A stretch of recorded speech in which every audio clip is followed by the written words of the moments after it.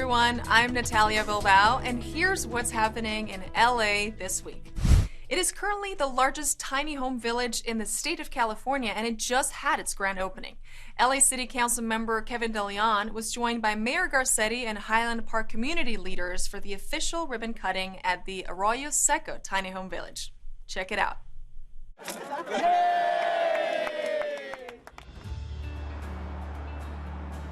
We built this in record time, in 3 months. It is the largest tiny village in the United States of America. It is the most cost-effective, providing value to taxpayers. So it's a win-win-win situation. Win for the community, the neighborhoods, win for businesses, and more importantly, win for those individuals experiencing homelessness. There are 117 units and 220 beds, and we really believe that this will make a significant impact here in Northeast Los Angeles. We're very fortunate and proud to step up and give the Hope of the Valley a $60,000 grant for this particular project and others to really focus on homelessness effort. That's really one of our core focus areas on our social giving. Getting our unhoused community a roof over their head is absolutely priority number 1, 2, and 3 when it comes to the homeless dollars. And projects like this that are a fraction of a cost and can get set up in about 90 days are critical. Estamos trabajando muy duro con sitios como esto, con 9 viviendas, con refugios y todas las cosas que necesitamos finalmente a parar la indigencia en Los Ángeles.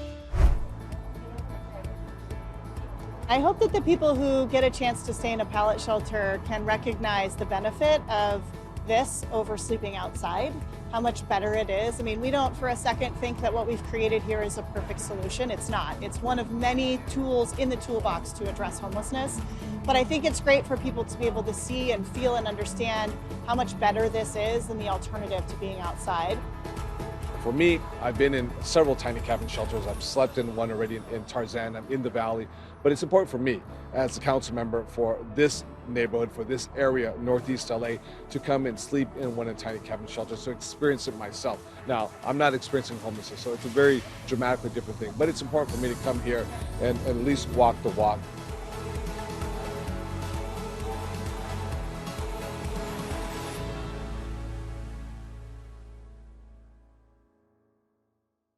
Councilmember De Leon has called on the city to make an unprecedented commitment to develop 25,000 new homeless housing units by 2025 under his Away Home plan.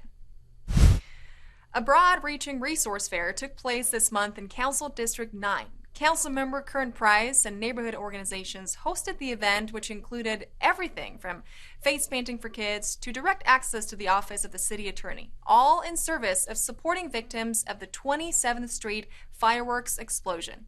Take a look. Well, we're just having a resource street festival today here on 27th Street, just reminding our neighbors that we care about them. Most of them were impacted negatively with the detonation of the explosives. So many of the families have not returned yet. But for those that are here, we want them to know that we care about them, that we love them. We've got information here about city services that are available. We've got a health van here that we're doing screening. Resources are here for them. The city attorney's here. We're taking forms for claims, answering questions about claims. We've got face painting for the kids. We're giving away some toys and some snacks. Trying to create a festive atmosphere to let folks know that we're serious, we're concerned, and we are committed to making sure that we make them whole again. It's important because we want to strengthen. We want to be able to support the families in making sure that they can be self-sufficient, that they can feel independent. Our center has provided some temporary financial assistance, so some families who needed utilities paid, we provide that support. We've also been supporting families with filing a claim. So we've been partnering with the departments to make sure that families can get those services amid this event. Our community has been, as you know, suffering a lot of trauma, regardless of the damage, but also the issues that affected them that day of the incident. So this is an opportunity for us to all come together just one day and provide more resources These resources are always continuously being offered to our residents, whether it's health, mental services, and obviously our ongoing efforts to try to repair the community as quickly as possible. People see some progress, and I think folks see the light at the end of the tunnel. Many of the homes have been repaired, the windows replaced, painting, and so we're creating an atmosphere for folks to move back in, not just their homes, but into a refreshed neighborhood.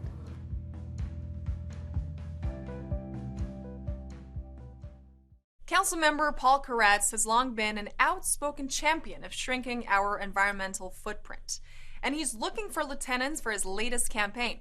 In a bid for a $1 million grant supported by the Neighborhood Council Sustainability Alliance, Councilmember Paul Koretz needs to recruit 200 local residents as leaders into the Cool Block program.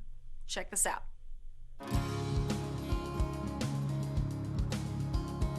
Cool Blocks is an interesting, multifaceted program.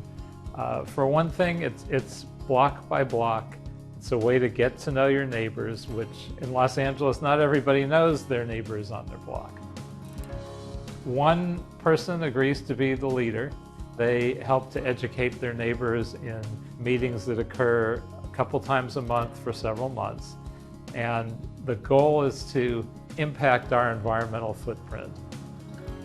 It originally came about out of discussions that we had with several environmental groups, especially the LA LEAP Coalition, about what we should be doing about climate change. And so this is one step that everybody can participate in. And while we're doing all those things, we also improve our emergency preparedness. So we make sure we know who are the vulnerable people on the block. Who are the senior citizens that don't have air conditioning, for instance? Or if there's a power outage, who do you need to check on first that are the most vulnerable? So it's already functioning well, and we have a chance to get a great grant to expand. We are up for a $1 million grant. We're one of the finalists, but we need to recruit 200 Cool Block leaders. So we're more than halfway there. We have a lot of people already signed up, but there's not that much time.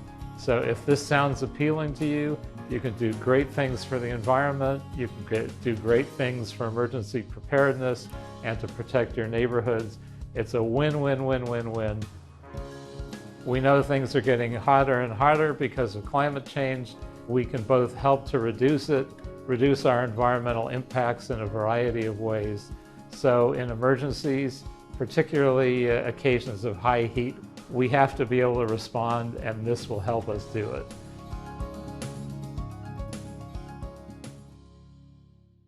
If you're interested in volunteering to be a Cool Blocks LA leader, visit the Neighborhood Council Sustainability Alliance website at ncsa.la or visit councilmemberpaulkoretz.com. Comeback checks are coming to the rescue for small businesses. Councilmember John Lee honors a very special Boy Scout, and Capri Maddox leads an all-star panel on how to curtail hate crimes. These stories up next on City Beat. The City of Los Angeles is launching the first round of a $25 million Comeback Checks program.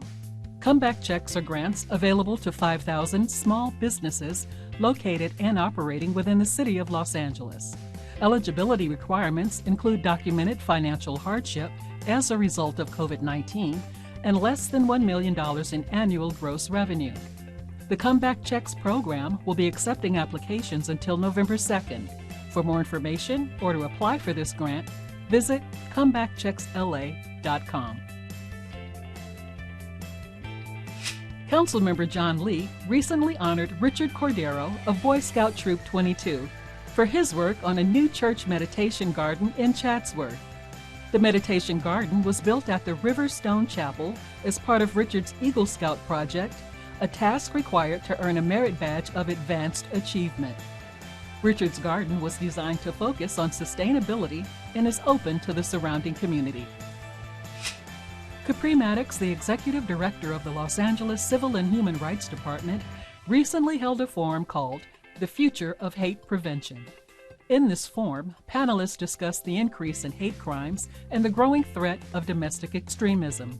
The forum also delved into local-level solutions, including leveraging technological tools of data collection, applying a public health model to prevention, and developing policies and initiatives to support community resilience.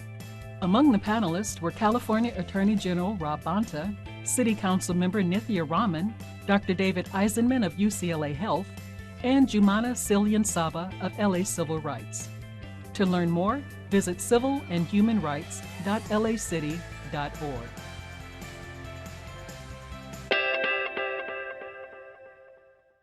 October is National Breast Cancer Awareness Month. As such, Channel 35 paid a visit to Dr. Maria Nelson from the Keck School of Medicine at USC. She took time to share some important facts about breast cancer screenings and awareness. The scientific definition of breast cancer is a cancer that rises within the breast cells, which can be duct cells or lobule cells, which are the milk sacs. One thing is to have a healthy diet and exercise, limit alcohol. Knowing your family history can help you be more attentive to early signs or changes in the breast and allow your doctor to get you closer imaging to stay on top of things. Mammograms are key to diagnosing and finding early cancers.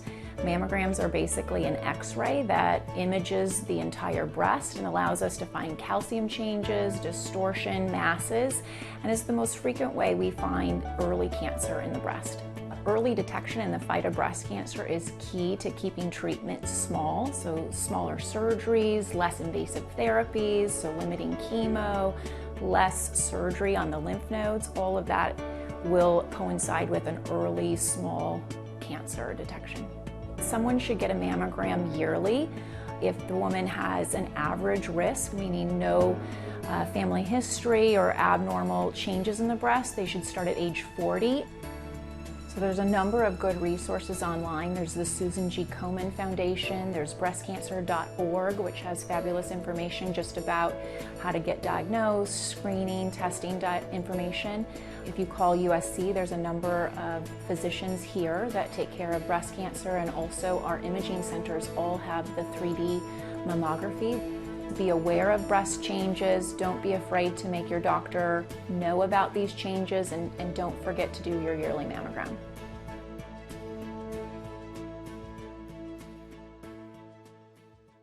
The Office of Immigrant Affairs recently teamed up with the Consulate General of Mexico to provide free to low-cost health assistance for Angelinos. The event was in recognition of Health Services Month and provided mammograms to flu shots to ultrasounds. Here's that story.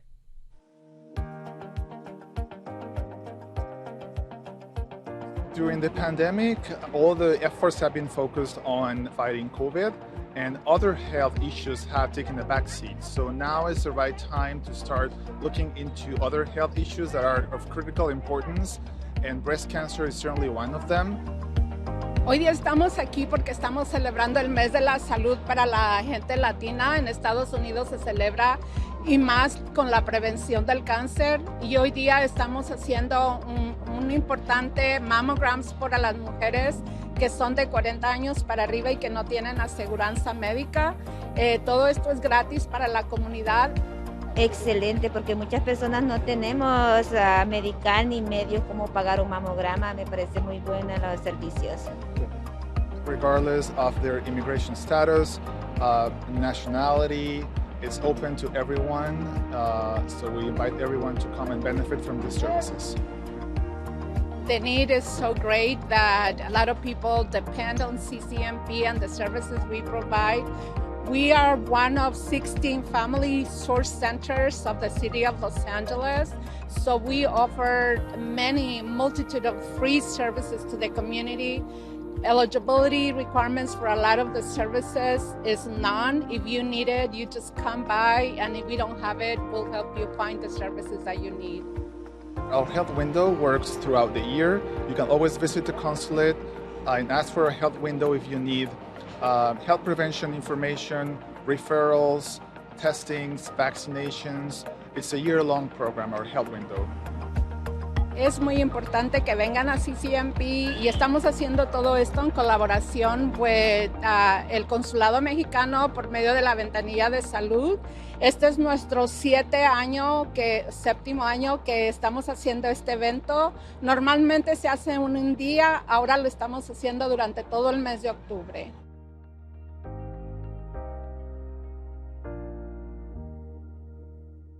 Their mission has been to serve the poorest communities in our city. Now, the Community Investment for Families Department has teamed up with All People's Community and Family Source Center to provide groceries, family services, and all the help Angelenos may need. Here's that story.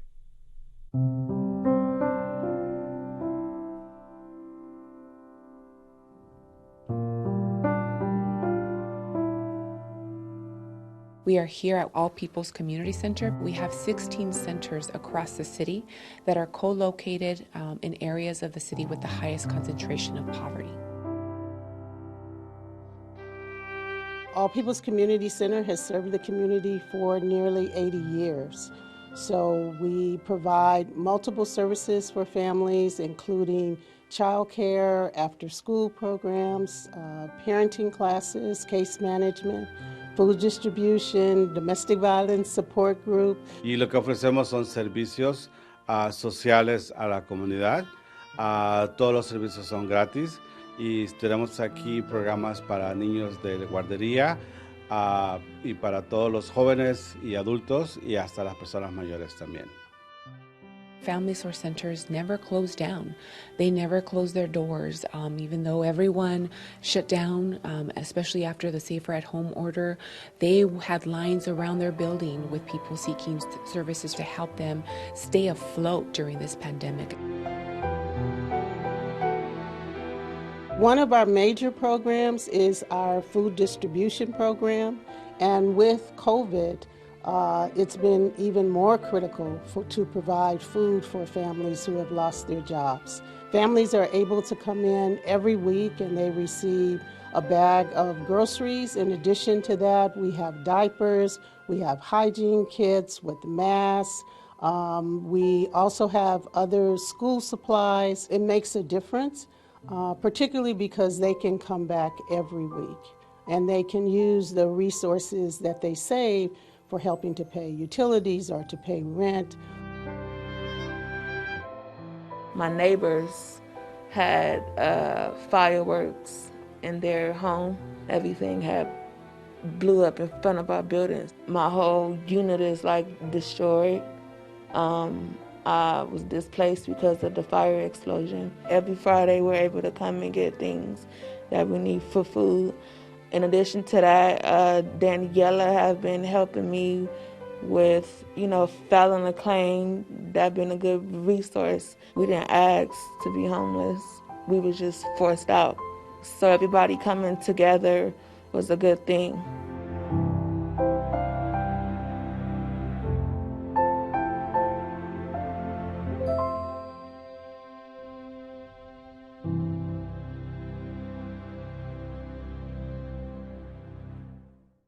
To the delight of Angelenos who are into science, the City of Angels has introduced the inaugural LA Biotech Week event at BioScienceLA. The event sprang from a joint effort between city and county officials and featured the grand opening for a new bio-innovation collaboration hub in Culver City.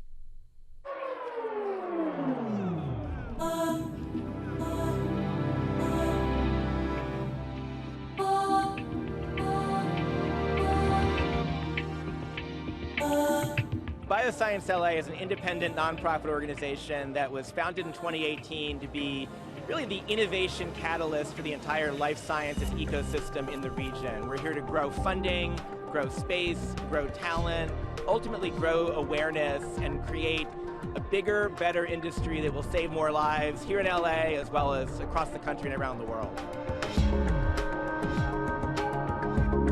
This is really intended to be this innovation hub, this collaboration hub, so everything from meetings and events, corporate offsites. The idea is to bring as many people as possible here for one meeting and then have them have 2 or 3 other meetings that turn out to be where they got the funding, where they got the partnership, where they kind of break out and make it big. If you enjoy some aspect of biology, if you enjoy certain types of equations in chemistry, if you are really interested by the intersection of your art class and something you heard about that is relevant to the biological sciences, don't let anyone else tell you that you're not good at it or you don't belong, and follow it with, you know, all of the passion and fury and joy you can muster.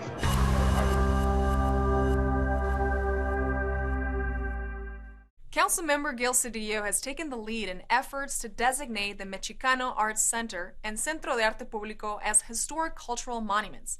These buildings are heralded as important sites that encouraged artists to express themselves during the Latino art movement. The city is a very special place, a city of immigrants, a special place in the world. But what's important is that the history of this city be memorialized, and one of the ways this happens is through historic preservation. I want the people of Los Angeles to know that this was where it happened. This was the Mecca. This is where the Chicano movement emerged from.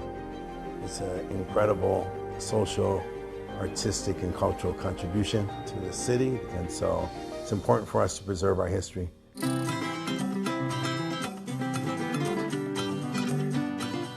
Architecture contains the social movements that are part of it. It's nice to have the area of Concilio de Arte Popular designated as a historical monument. We were the first Latinos, Chicanos, to have a show at LACMA. These artists have global status. Their work is admired throughout the world. We should preserve the buildings and the art for public appreciation. Nationally, less than 10% of historic sites and historic landmarks are associated with communities of color, and especially places that were historically significant in the Chicano movement, the Latino movement for civil rights. Change is constant in life, and so the challenges for governance is how we provide leadership, how we guide that change to have a progressive result, a humanitarian result, an egalitarian result. And the preservation of these buildings, the acknowledgement of the art that was created in these buildings is part of that contribution. Councilmember Gil Cedillo, he values Chicano history very much, and he recognized how important this is. So letting your elected officials know that this as a community is important to you can really help further the advancement of the preservation of history in your community.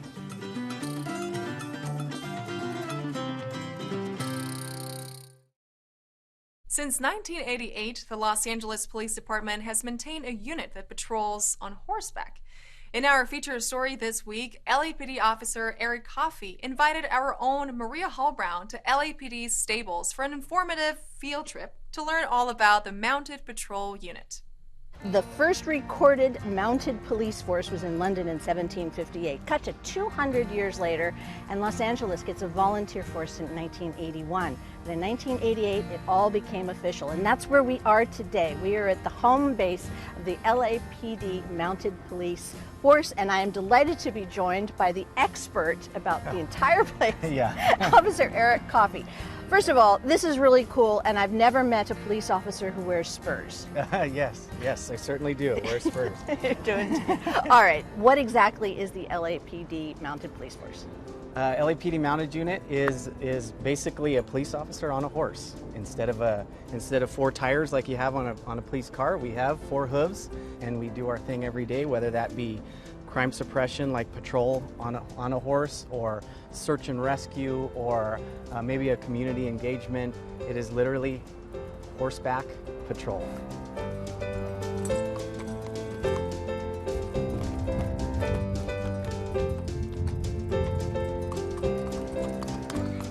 This is really a working unit. Right, this is a working unit. So we go out to some of the highest crime areas in the city, And we talked to criminals in the past, and they've told us, you know, we see a police car go by, we know they're not going to come back in quite a while, but we start looking around and see 10 and 15 horses in the area, and we go, what in the world's going on? Maybe we shouldn't do what we're about to do.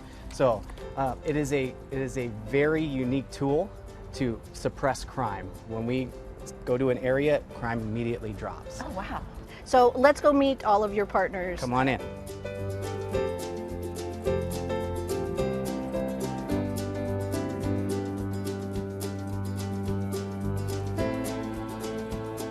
This is probably our best horse we have in the barn. The best horse? Yeah, he's been around a long time, well into probably about 15 years. He's in his young 20s right now.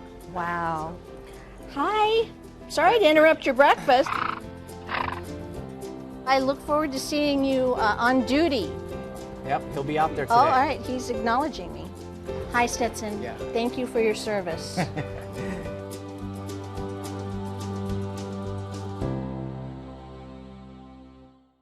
Log on as LA Made hosts a book launch by Danny Trejo. Discover hidden heroes and historic places in LA, or take part in a hair-pulling event in San Pedro. All this up next on Things to Do. The Los Angeles Public Library is thrilled to present the latest edition of the LA Artist Series, LA Made, Danny Trejo in conversation with Donald Logue. The library will be virtually hosting the legendary actor and restaurateur as he discusses his new memoir, Trejo, My Life of Crime, Redemption, and Hollywood, with co-author Donald Logue. The LA Made event, Danny Trejo in conversation with Donald Logue, debuts Thursday, November 4th at 4 p.m. Check out the streaming event on the library's YouTube channel and Facebook page. Best Friends of LAPL invite you to the book launch event for More Hidden Heroes, Historic Places. This family-friendly coloring book celebrates 15 of Los Angeles' forgotten heroes through coloring pages, biographies, location descriptions, and activities. The event will showcase the ongoing work from Octavia Lab staff with support from the LA Conservancy for bringing to light less than well-known heroes and locations in the Los Angeles area. It all kicks off Saturday, November 6th, beginning at 1 p.m. Check out the More Hidden Heroes Historic Places event, which will stream on the library's Facebook and YouTube pages. The Angels Gate Cultural Center of San Pedro invites you to a new exhibit, Hair Pulling Between Good and Evil. This exhibition not only weaves together mixed media and different materials, but family histories and connections in the culture of the Philippines. Pulling from disparate identities of multiple generations and mixed-race backgrounds, the artists in this exhibit bridge familial tradition and heritage between the living and the dead. The Hair Pulling Between Good and Evil exhibit at the Angels Gate Cultural Center runs now through December 11th. For gallery hours and more information, visit angelsgateart.org. And that's a look at some things to do.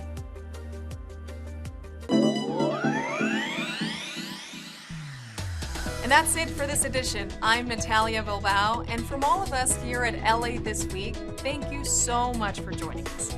A reminder that you can catch us online at lacitywiew.org, and we're also on Facebook, Twitter, and YouTube.